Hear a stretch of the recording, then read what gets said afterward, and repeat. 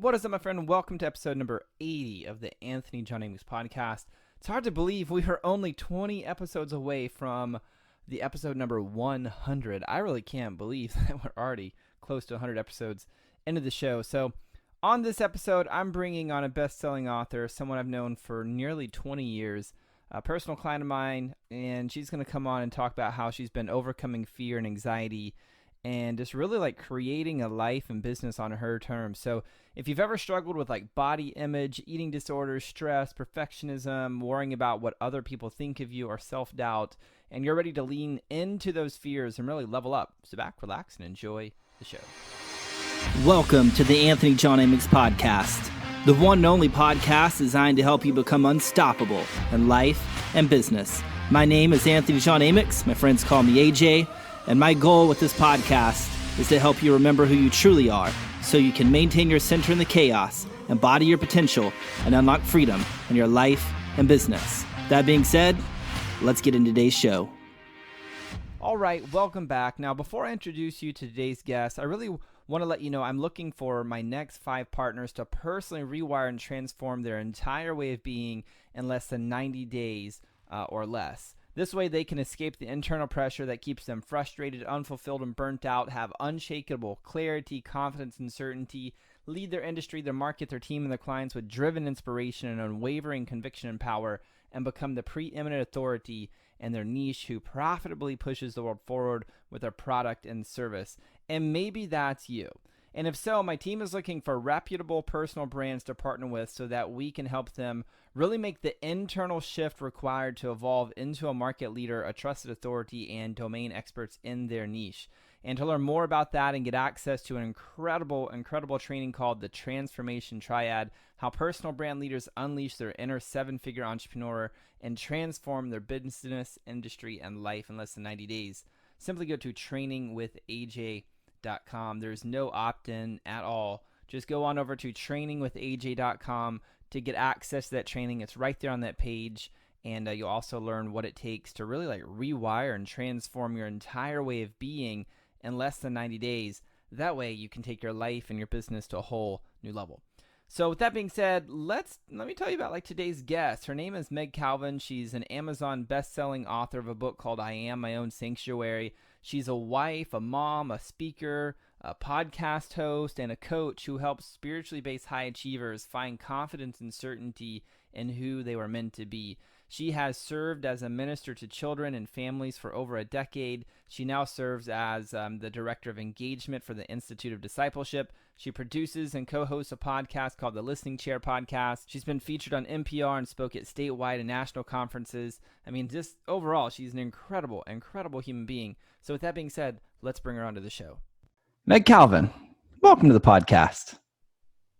Thank you. I'm so stoked to be here. Can you believe that we have known each other nearly, almost 20 years? 20 years. Can you believe that? That is, as an Army brat who moved a whole lot, before landing in Maybank, Texas in 6th grade in 98, that is insane because I don't know, there's very few people I know almost 2 decades because being an Army brat. So no, I can't believe it. That's crazy. Now, I'm really excited about this episode because you gave me like 8,000 conditions to agree to have you even on the podcast. And one of those conditions was I couldn't ask you anything conventional. So I'll just like ask random questions for this entire episode. So what would you do if I turned into like a 65-pound catfish right now? Oh my gosh. I love this question so much. Wow. Could you talk? Were you a verbal catfish? Nope, just a catfish, just a big one. Okay. My answer is going to show to you why I'm not the best podcast guest because you're going to get a really long answer here. Because I believe in the multiple intelligences theory set forth by Dr. David Gardner, I believe that naturalist is one of our intelligences for some people, that they connect very well to animals and nature. So because of that, I would take that opportunity if my host turned into a really obese catfish. I would take that opportunity to analyze the catfish's feelings and kind of bond with the catfish. Nice. I asked my wife this same question one day. As we're driving down the highway, I was like, babe, what would you do if I just turned into a big 65-pound catfish right now? She's like, you'd just be a catfish? I'm like, yep, catfish, tails on the pedal. We're just driving down the highway at 80 miles an hour.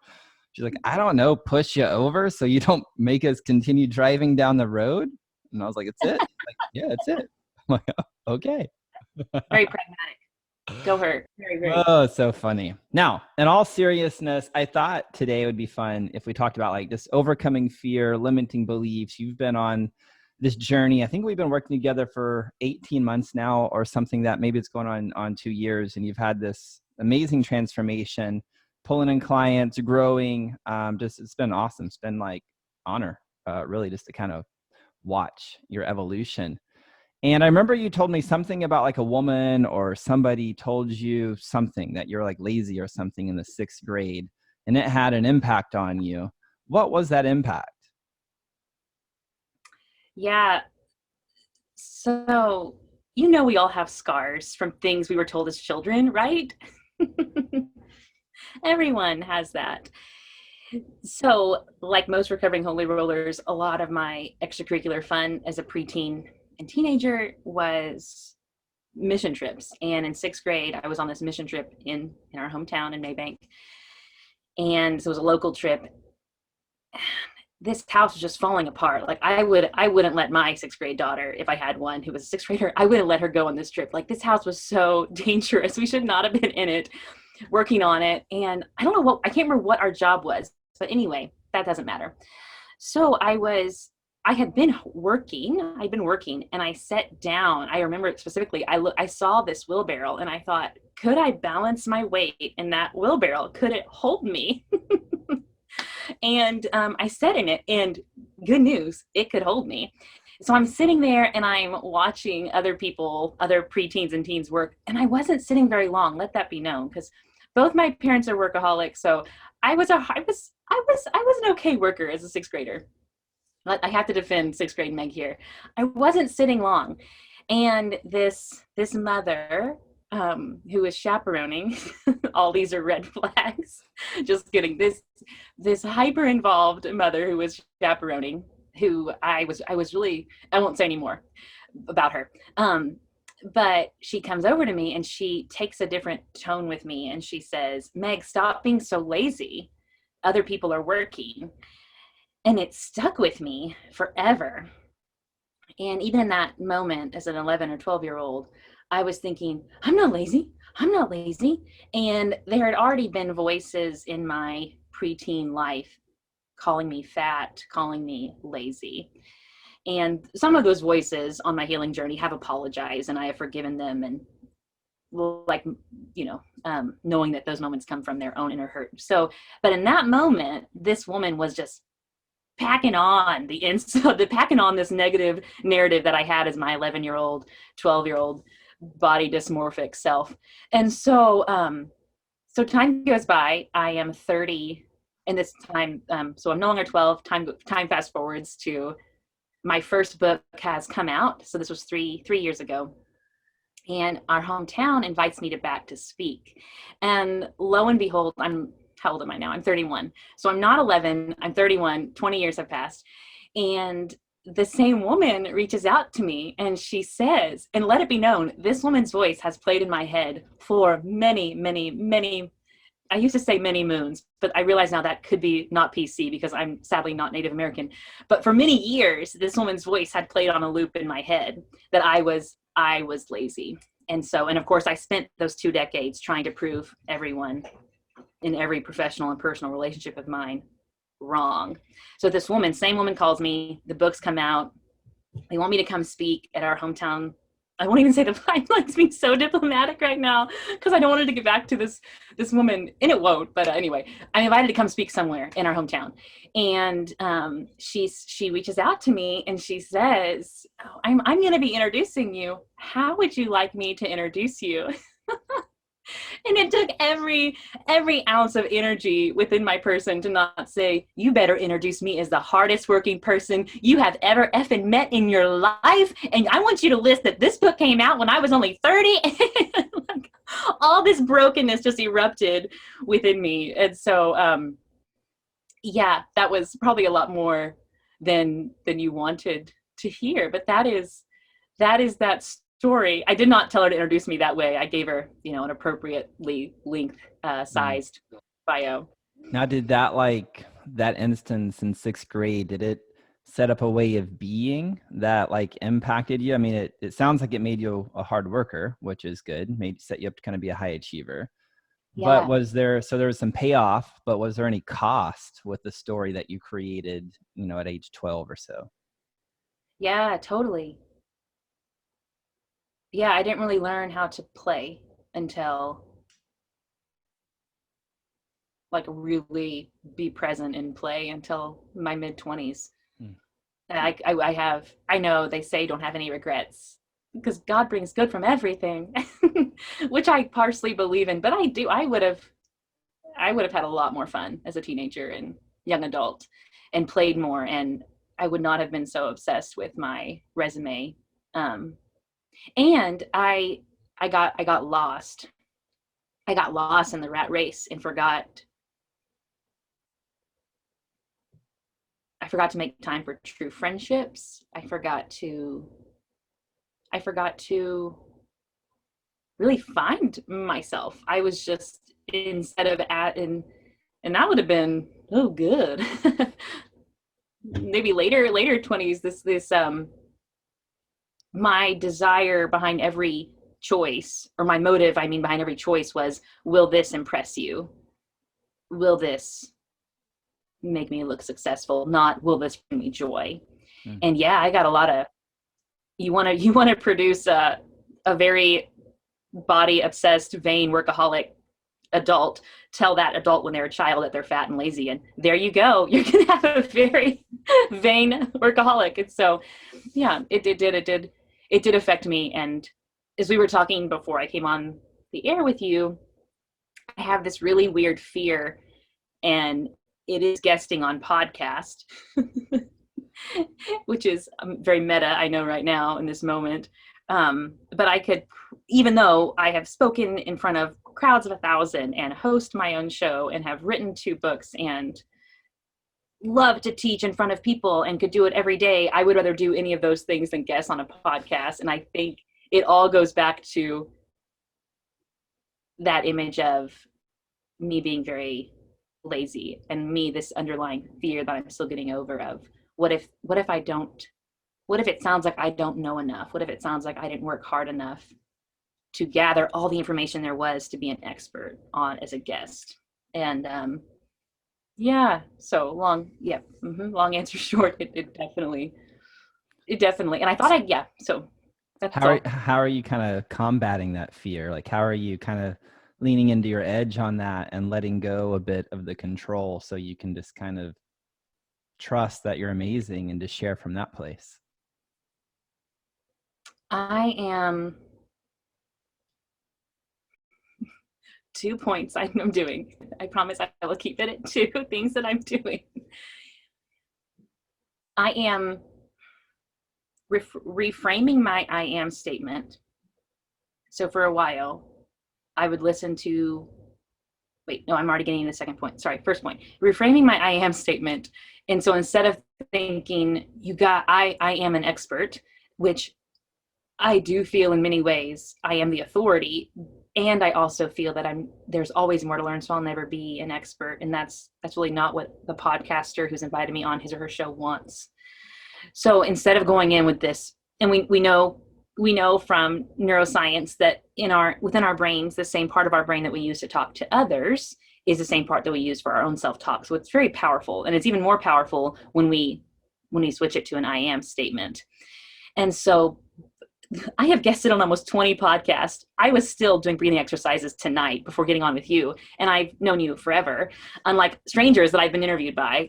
So there's still nervousness there, but it's a lot less because I reframed my I am statement. And so instead of saying and breathing the mantra of I am an expert, I am an expert, I am an expert, instead I have chosen different I am statements, which are, I am compassionately curious. about fellow recovering holy rollers and spiritually attuned go-getters. I am passionately dedicated to comforting them and getting rid of limiting beliefs around ambition and self-love being dirty and sinful. I am insanely curious, and I've spent a whole lot of time, energy, and money on researching topics of marketing, of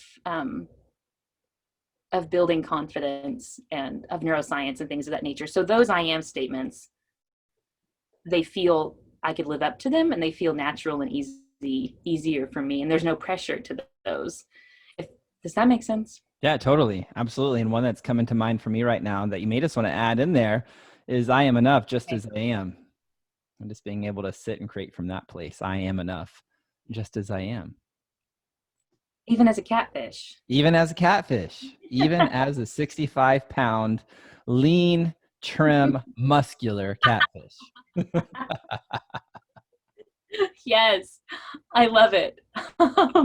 Can I share the second step that has helped me get better? Of course, absolutely.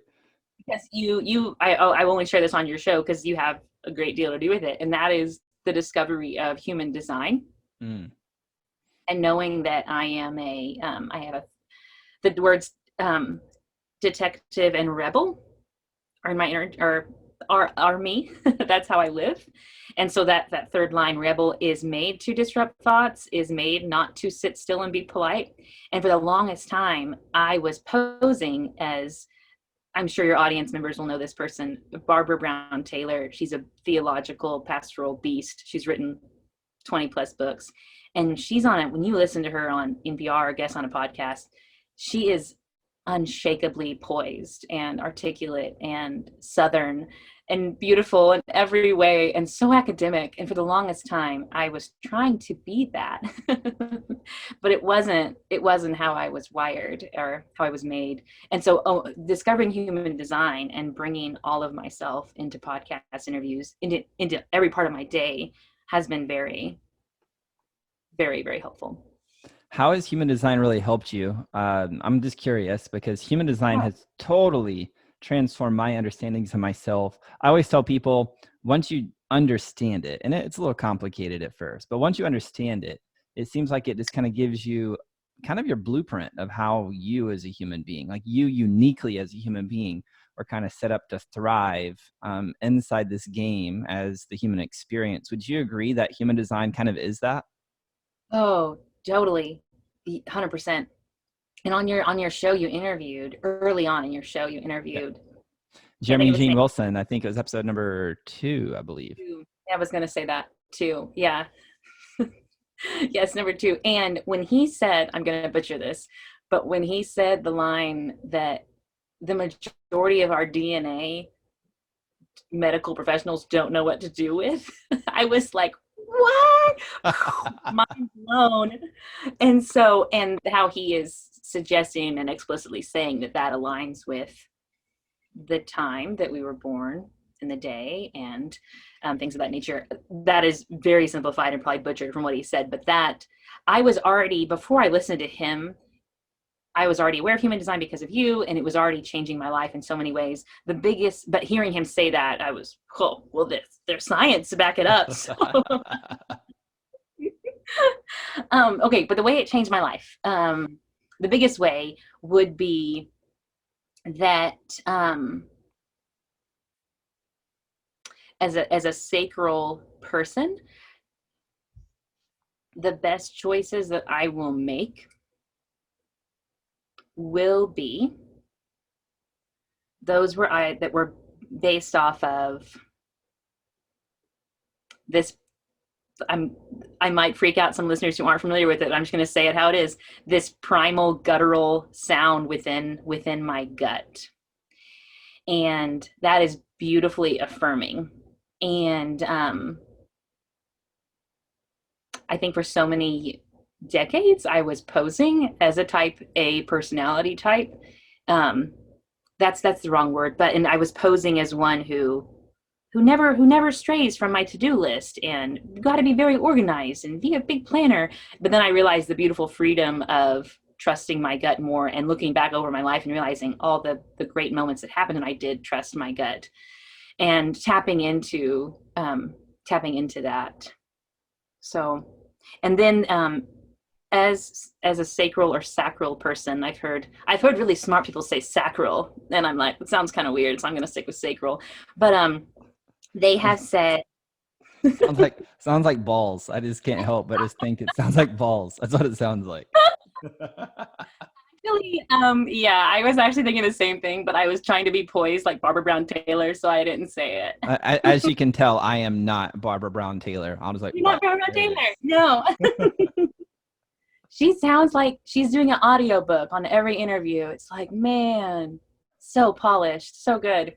But as a sacral person, I'm not meant to be polished, and that's amazing and very freeing to respond to the moment.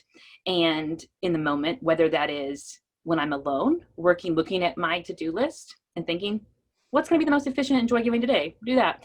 Or when I am speaking to an audience, what's going to be funny right now? Say that. What doesn't need to be said right now? Say that. Don't say that. Or in a one-on-one conversation, because within this, I know you don't need to know this because this is preaching to the choir, but for your listener out there, the sacral chakra from where I lead, am I saying this all right? We'll find out.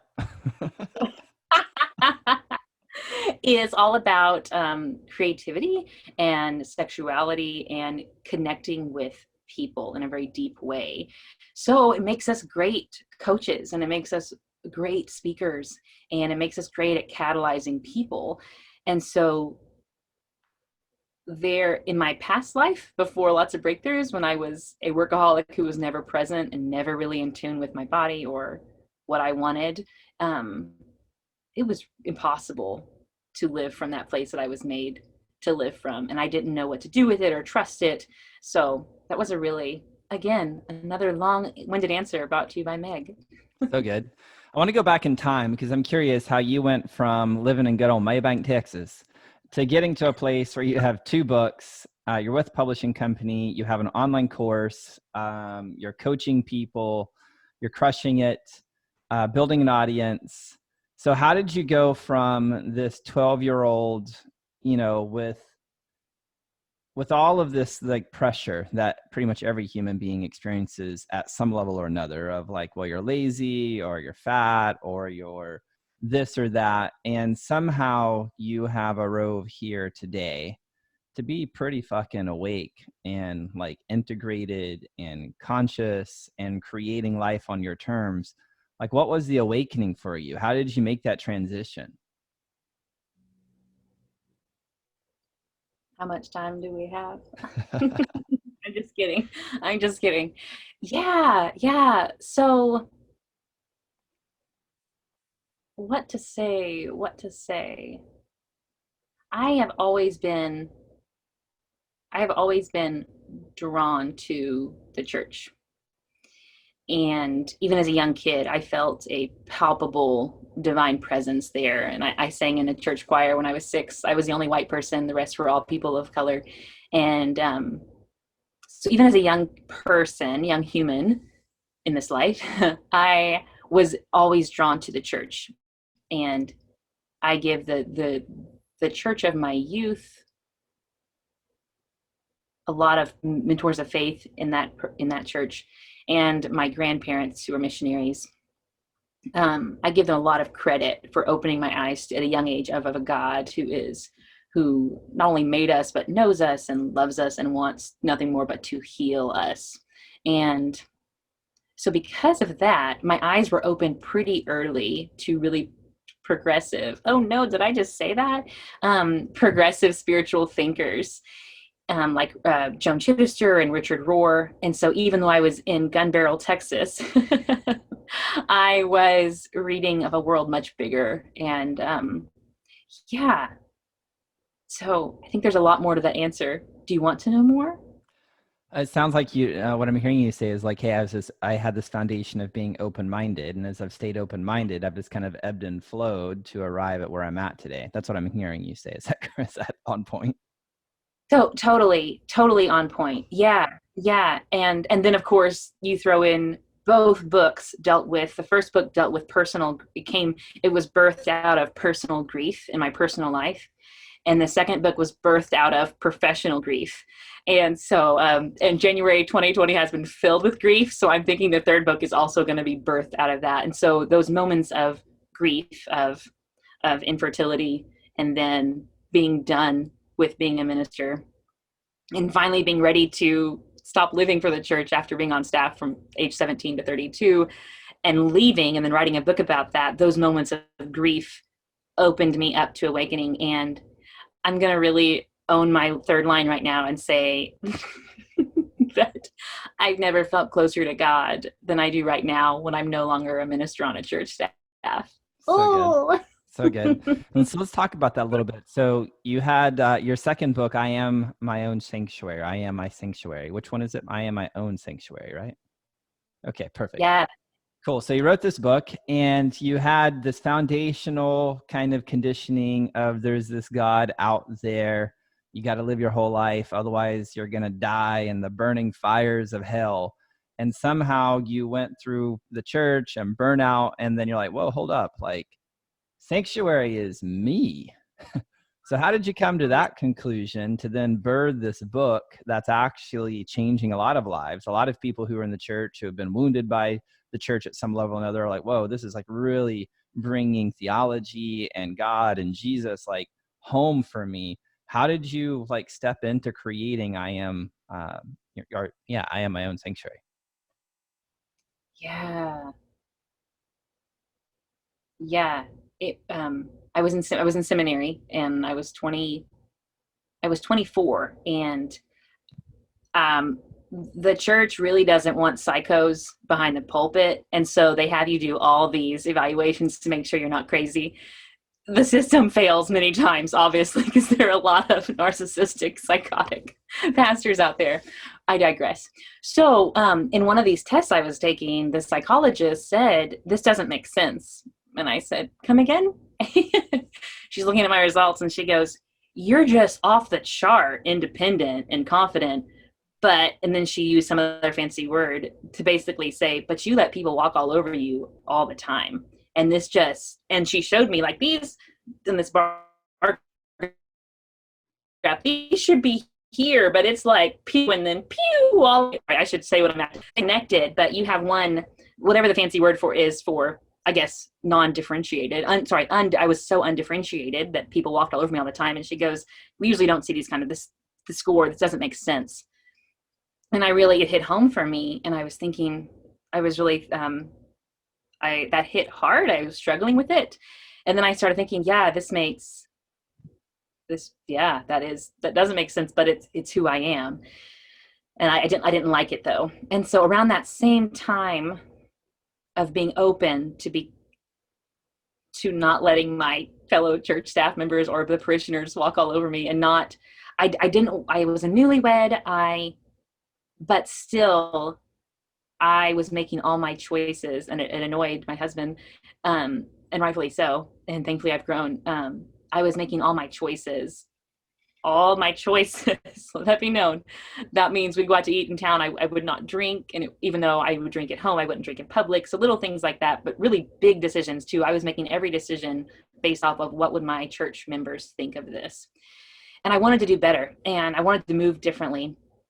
And so at that time I came across this quote, which is now one of my tattoos. I don't know why I'm showing you this. They're not going to be able to see. But it presented itself to me in Latin. And the quote was, "I am my own sanctuary." And it became my life mantra. And in that moment, the Latin is ego sanctuario mio. I probably butchered that. And in that moment, it spoke to me that every ounce of grit that I needed for every goal, and every amount of grace that I needed for every wound was all dependent on me. And I already had it within me. It didn't depend on the opinions or the choices or the emotional unhealth of others. And every ounce of peace that I needed was within me. And then I started taking pastoral care classes and counseling classes and learning about what enmeshment looks like in your family and how you can carry that into professional relationships. And I started learning about what a healthy what a healthy dose of togetherness and autonomy looks like, and I wanted to be that. So I started that journey Mm. of becoming that. So yeah. And how did you muster up the courage to leave a career that you're in for nearly 15 years? Like, I know there's somebody listening to this who's in a career or they have a business. It's not serving them. It served them at some point in time, but the truth of the matter is it's not serving them in this moment. And then for them to be like, oh, well, I'm going to throw 15 years like just down and start anew. Like, how did you lean into that and grab some courage to overcome those fears? Oh, snap. Katie Couric questions. Yeah. So the first after the first book got picked up by Whiff and Stock, and yes, that's probably my broken pride that I had to say who picked it up. But they told me when they picked it up, this is, in lack of better words, for lack of better words, they told me, this is great. Anyone can get a book published these days. But what really matters is, can you market? And I was like, this was 4 years ago. I thought, no, but I will learn. And so I started learning as much as I could with courses, online, little bitty online short-term courses, and reading everything I get my hands on, and YouTube videos. And so I marketed it pretty well. And it didn't get to bestseller status like the second book, but I'm proud of the work I did. And because of that, I started getting speaking opportunities outside of my state. So I got to start traveling a little, and Garrett and Henley, my offspring and spouse, would come with me. And it was really opening lots of other doors that I was super excited to explore. Mainly because not only was I owning this power that I had within me all along, or tapping and polishing gifts I wanted to polish, but for that book, it's a teaching resource to a how-to guide to offer hope to kids whose home lives seem hopeless. So I was so thankful it was getting so much traction for other nonprofit programs that wanted to help kids of troubled homes. So that was huge. And around the months matter to me. The timeline and dates matter to me. I'm not sure why, but I'm realizing the older I get that every time I tell a story, I want to give the exact dates of when memories happened. And it impresses some people, but annoys others. So I'm just going to give the dates because they matter. So in late February of 2018, I felt a nudge that it was time to me to take a big risk and leave the church so I could focus on writing, on helping. I didn't have the word coach yet. I didn't know that's what I was. Actually, I did know that's what I was made to be, but I didn't have the confidence to say it. I knew I wanted to help other recovering holy rollers like myself that were afraid to own their power, that thought marketing was slimy and inauthentic. They thought ambition was dirty, but had this like amazingly healing book they needed to market. I wanted to help them. And and at the same time, I was also no longer feeling joy in my current job. And I was wondering, I had this little voice in the back of my head that I haven't really listened to a lot, which was saying, how much of what you're doing is actually ministry? That was a little voice that we won't open that can of worms right now. So I had all those feelings in late February 2018, but I was so loyal. And I even told one of my best friends, Lindsay, I told her, she goes, you going to be at that church forever? I said, no, I'm not. I'm feeling something different is coming. And now that I know about human design, I'm like, well, holy shit, that was my sacralness talking to me. And so that was the end of February. And then in April, I wouldn't say shit hit the fan. That's a strong statement. But in my little world, in my little mind, something hit the fan to me. And I knew it was time to leave. And I'm so thankful that happened, because I think my old workaholic ways would have stayed with me. And I I reached out, as I know I shared this with you, I've reached out to two other bigger name authors and speakers. One of them is a spiritual director, not a coach, but very similar gifts and wiring than me, and older and much more a different state of their career than I am. And I reached out to them and I said, in February, when I started feeling that nudge, like it's time, go. You can do this, leave. I reached out to both of them, and one of them got back to me directly, but the other is too important. He had his people get back to me. And both of them said they both stayed too late. They both felt a nudge, and it was quiet and it was hushed, that it was time. And then they stayed another year or two. And by the time they left, they were charred to the core and burnt to the bit and hated everybody and burnt lots of bridges and just were so jaded. And so when I got that advice in February, and then I had this great just labor pain of just get out in April, I thought, yeah, I don't want to leave jaded. I loved my boss for so many, who was over, I served under for so many years and still do. And I didn't want to leave not loving him and not respecting him. And so, because he'd been so formative to me. So yeah, I am. And what's amazing is not once have I missed it, and not once have I had any regrets. And I, as I shared before, because I took that risk to follow this goal of mine to start writing and coaching more and speaking more and doing more courses, I have felt not only closer to God than ever before, but more aware and more confident in my own power. And I'm totally comfortable and confident to say, I don't know what church is supposed to look like. And right now, that's not even in my job description, so I don't have to know. So I'm totally okay with that too. So good.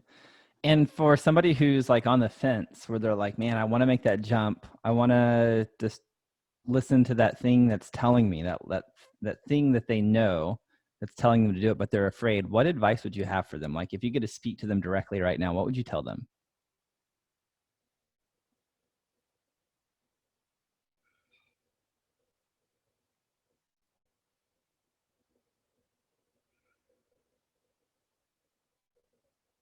I would tell them, do not be afraid. I would tell them, you were made for this. And as always, I would tell them, you are more powerful than you know. And then I would tell them something that you tell all your clients, which is, in order for those things in our lives that are fuck yeses to come our way, we have to first make room for them by saying no to those things that are, maybe. I kind of like this.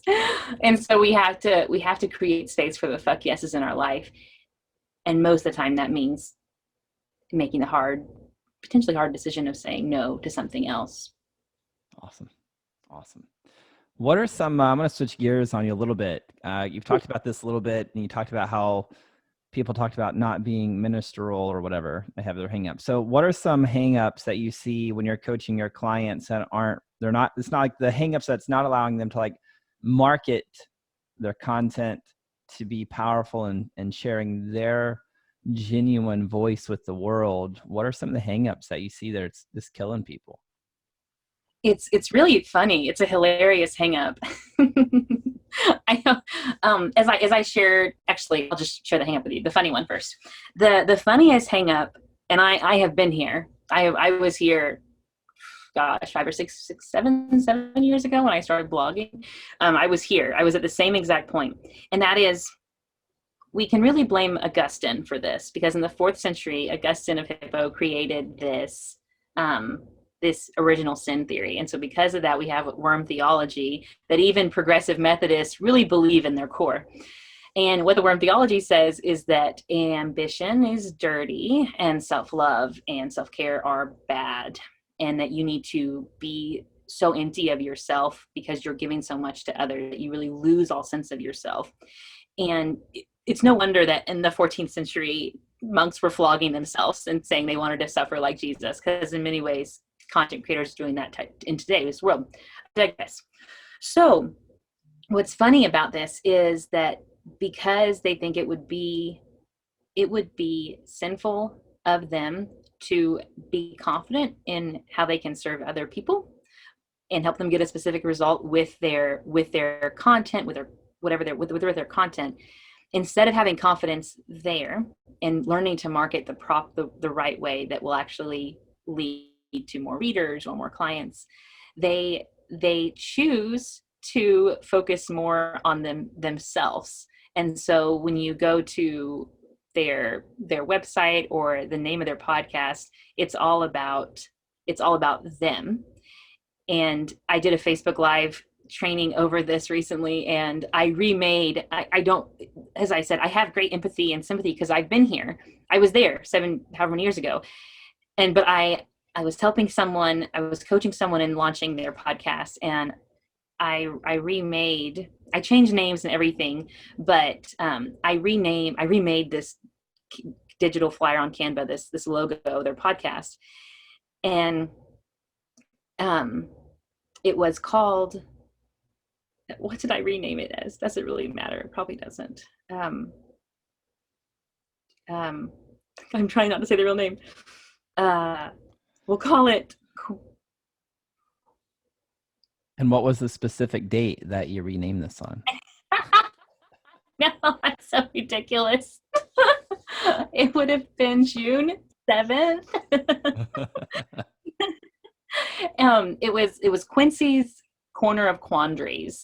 And then the tagline was sharing my thoughts with you on the faith journey. And so there was nothing there about the person, the ideal target market, or the result that Quincy would help them get. It was all about Quincy. And this fear of coming off as narcissistic for so many Christian content creators, most of the time it leads to coming off as narcissistic because they don't want to learn marketing, because self-promotion is sinful and ambition is dirty. So they do it the wrong way, and it ends up focusing just on themselves instead of owning their power as an authority in their subject matter and marketing it from that way.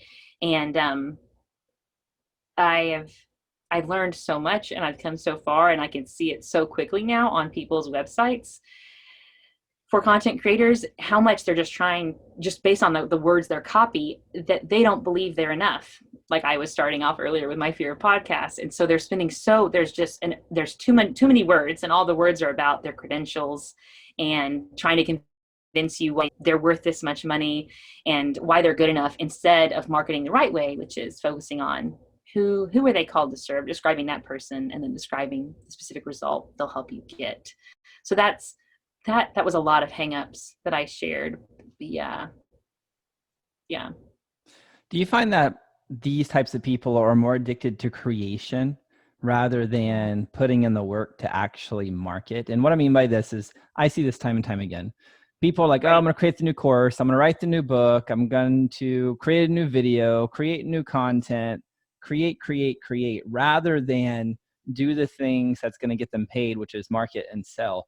But in order to put their ass on the line to market and sell, that would require them to put their ass on the line, and they may fail. And then if they fail, they're like, shit, I am not enough. It's true. So you know what? I just need to create more stuff so I don't have to deal with the fear of not being enough. Do you find that happen with your people as well?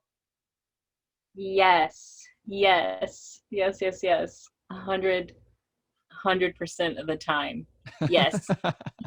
And so many of them say, it's so interesting. They just need to own it. They just need to own it, that they're badass, because what they really believe is that they are. And I know that because they say things like, I don't really feel like I have to market. Can't my work just speak for itself because it's good?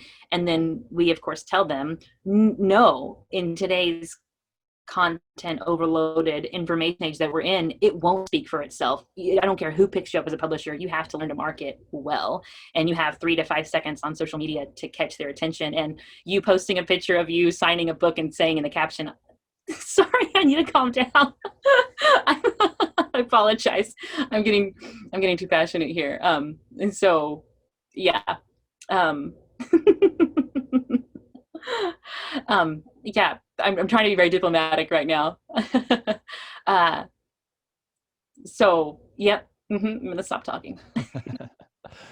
So you just finished one of Project Shift, which is a 13-week experience that Jonathan Hess and I put together for people who have a personal brand. How was that whole experience, that whole 13-week deep dive experience? I had a mom that was addicted to therapy. And so, not for herself, of course, but for everyone else in her life. And so she did something beautiful that was every milestone in our life, we went to therapy. And so that was when we started elementary school, when we started middle school, when we started high school, when we started college, we go to therapy. And so I've been in lots and lots of therapy. However, I shouldn't say however, I don't know if as I said before, I experienced more breakthroughs in that 14 weeks of Project Shift than I did in all those years of therapy. And some could also argue that I wouldn't have had that powerful experience in Project Shift if I hadn't had the groundwork laid of therapy. And I'm open to that argument, obviously. But yeah, I had it was phenomenal. I to give the cliff notes of the results that I got from Project Shift. I in 5 months time, I did the math today, so I gotta be ready to give you these numbers. I doubled my amount of income brought in from clients and book sales. I doubled what I made in 1 year in just 6 months Nice. of this year. And I more than tripled my amount of clients because of Project Shift.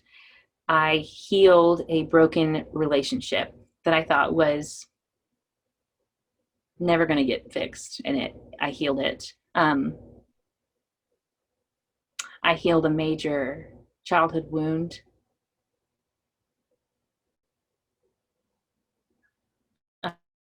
Um,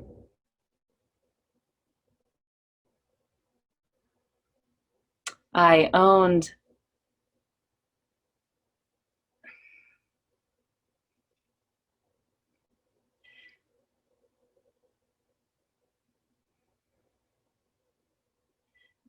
this one might not mean that much to other people, but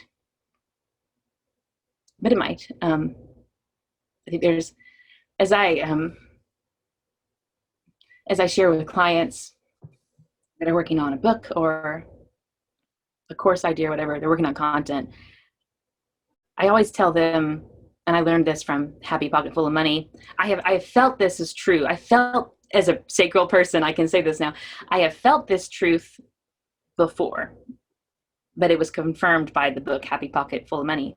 And it's this idea that physics, just kidding. It's this idea that an idea will never exist within you to create unless someone out there has already been desperately hungry for you to create that idea, desperately hungry for it. And so you can rest assured that unless you're starting a GoFundMe campaign to do body hair removal, laser hair removal all over your body, unless you're doing that, your idea is there for a good reason. It's going to bring joy and healing to others. So chase that idea, birth that idea. So I say all that to say, I'm going to say this next main takeaway from Project Shift, and that is that I, as one who struggled with eating disorders and body dysmorphia, and I said that recently to my hairdresser. I said that line, like, as one who used to do this, she's like, oh yeah, who didn't? And I'm thinking, I'm pretty sure there are people that didn't struggle with eating disorders. Like, I don't know the exact stat, but I'm pretty sure that not every single human in the world struggles with eating disorders. But anyway, I digress. So as one that has that in my history and has overcome that, I love and can say it not as a narcissist, just as a confident, healthy person. I love my body, and in Project Shift we go into body love, and we go into sexuality, and it was an affirming experience to me that was very healing, to be at a place now as I'm 34. I can no longer say I'm the same age as Jesus, because I turned 34 this summer. And for a whole year, I was saying I'm the same age as Jesus. But to feel hotter than ever at 34 and be okay with that and be comfortable with that. And just so, and the other takeaway from Project Shift was it blew up my network of other content creators, solopreneurs, and coaches that are also similarly and also differently wired than me, but going after different goals and are at different states of the journey too, that I could learn from and befriend. And they're authentic relationships. And to me, that matters, because so many years in the church world as a minister, I take part of the blame. As a workaholic, you're more focused on results than on relationships. And I don't know if I had those authentic relationships like I have now. Thanks So for yeah, sharing. it was a good investment. It's amazing. Yeah. Thanks for sharing. It's crazy to me for you to hear things like you doubled your income and all of this within a short amount of time, because we didn't do any business stuff. Like, that's the funny thing. People think, okay, in order to grow a business, I must go all in on sales and tactics and tools. And they keep trying that whole path. And there's a time and place for that. But Project Shift is really more about the internal game. So just from your experience, I'm curious, why do you think the internal shifts that took place allowed you to create external results quicker?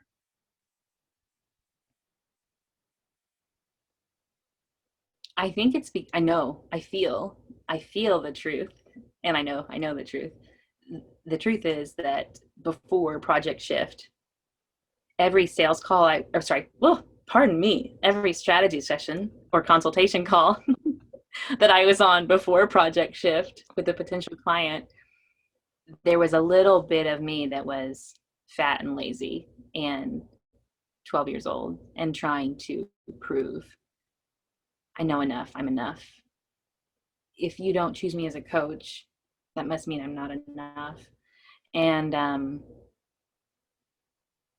after Project Shift, that's no longer the case. I go into every strategy session now thinking and feeling, more importantly, feeling this might not be a good fit, and that's okay. And that says nothing about me or about that other person. We're just, his or her goal doesn't match my skill set.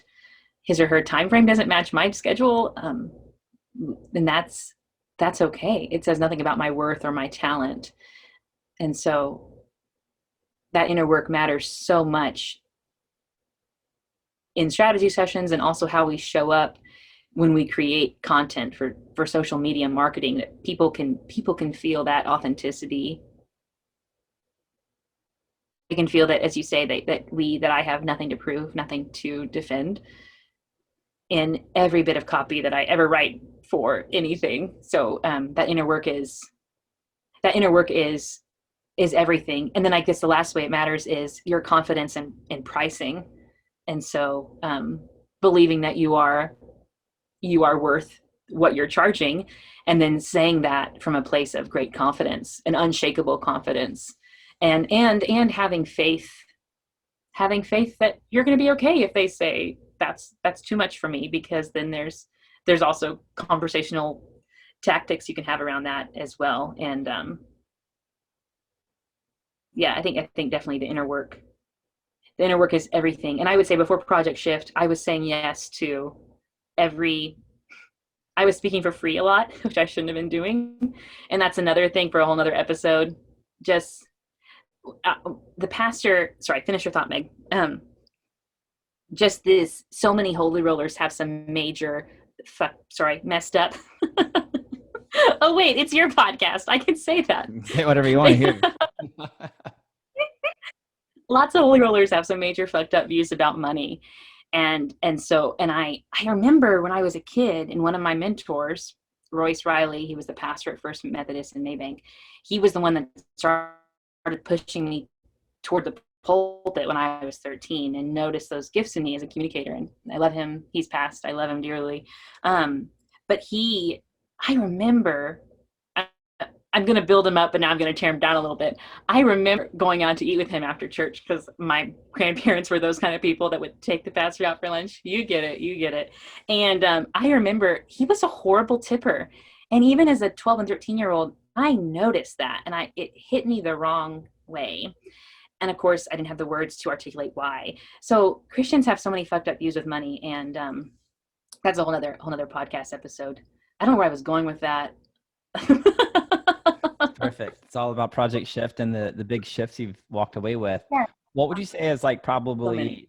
the biggest shift that occurred for you, like the biggest lesson that you're able to extract from that experience? Oh my gosh. This is another reason why I'm afraid of being a podcast guest because the restriction. It sucks. I love it. I totally get it though. I totally get it. Okay, one. Can I just blame human design again? My detective. Negative. We got to own it. We align with the truth here. Okay. Major takeaway. Ooh, golly bum. This is hard. Just one. Just one.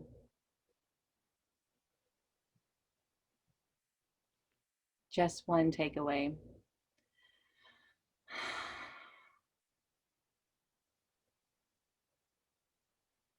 Man, so many. The major, though.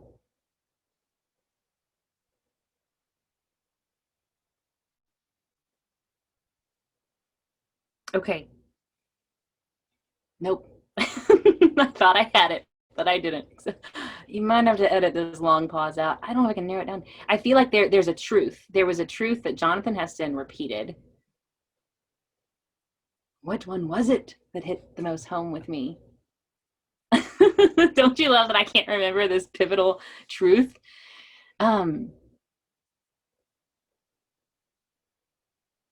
Golly, man, there's so much good stuff. There's so much good. Okay, I know what it is. Um,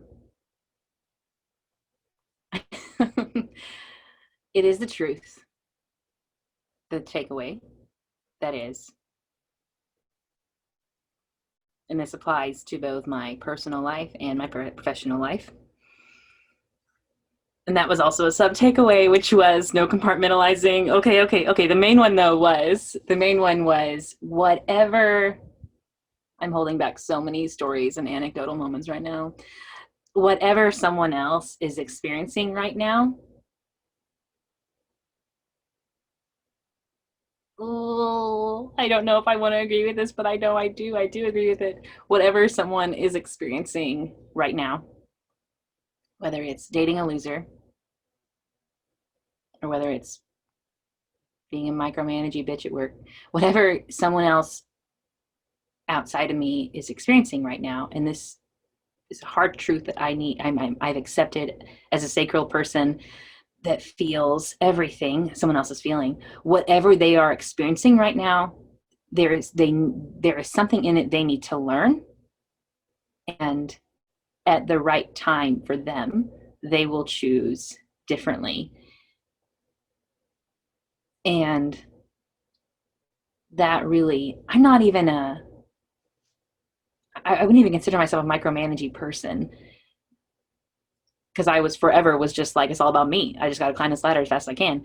So I really like, screw you. I don't care what you do. But still, in my personal life with some relationships as of late, I needed to hear that okay, you're choosing people that I love dearly. You're choosing a very different path than I chose. And there's a way to do that in integrity, from place of integrity, and Project Shift will totally rock your world around what integrity means. There's a way to do that from integrity, and there is, no matter where you fall on the theological spectrum, there's a reason. There's a reason for why you're choosing, because there's a lesson that you to learn. So it's just kind of like that was probably the biggest. giving people the gift of their own experience. Yes, thank you for summarizing my 5 paragraphs with one sentence. It's perfect. Well, now people understand what it means to allow people to give them the gift of their own experience. It's perfect. If you could go back in time and give your younger self some wisdom and advice that would help you collapse time and get results faster, what would you tell her?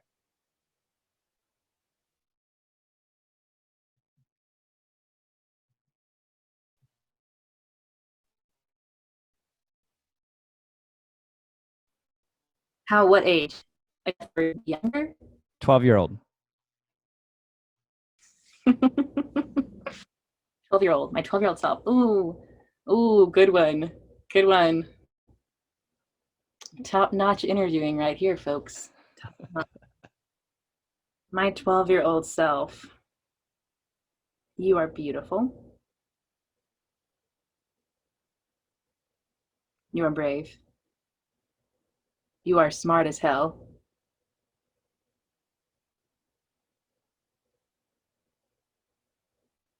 Sneak into the pool behind your house after closing hours. Have more fun. Yeah, there was this great pool behind my house, as you remember growing up, and because I wanted to prove to the world that I wasn't fat and lazy and that I was enough. When it was closed at 9 p.m., it was closed. Come to find out, my younger siblings, who had a lot more fun in high school and college than I did, they went swimming almost every night. They would hop the fence, go swimming as teenagers, try to put the table and chairs in the pool and sit in them like normal teenagers do. They had the best time.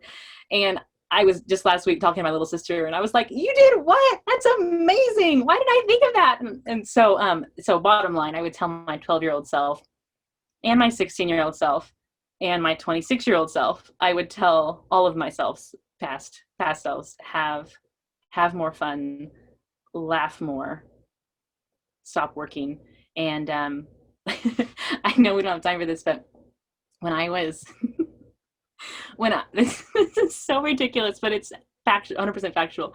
When I was 20, my summer I was a chaplain, because that's what 20-year-olds do. I'm so ridiculous. I was 20, a chaplain at a summer camp in Shelter Island, New York. It's in the right little island in the middle of the fork of Long Island, for those that are checking their maps right now. And I was a chaplain. So I was over the spiritual health. I'm 20, mind you. I'm over the spiritual health of 50 something. It felt like 50. Maybe it was less than that. It was a lot of undergrad students. I was over their spiritual health and the 1,000 campers that came to this sailing camp every summer.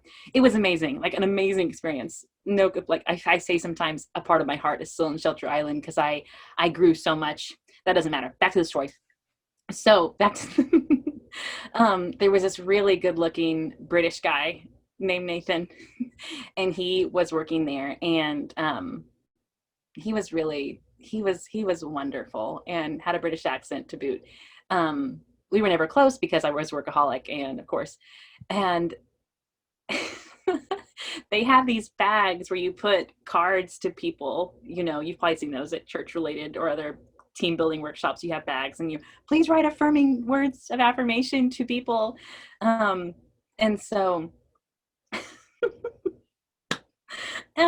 I was so excited because my friend had told me that she thinks she saw Nathan put a card in my bag, and I'm freaking out. This guy is British and hot, and I'm awkward and a workaholic. And so I am so excited to go over to my bag and check what he read. And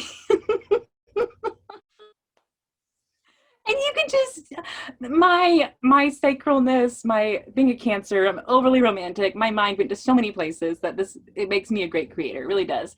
My mind went to so many places that I thought Nathan could have wrote me. And what he wrote was, "Do you ever stop working?"